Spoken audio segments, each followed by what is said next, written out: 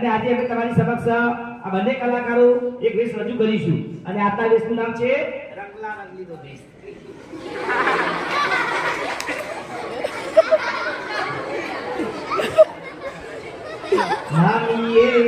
નામીએ વારંવાર અમે સૌ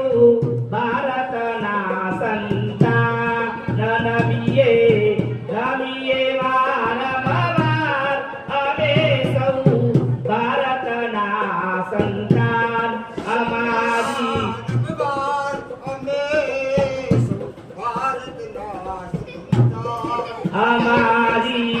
ભારત માતા અમે સૌ ભારતના સંતાન અમારી ભારત માતા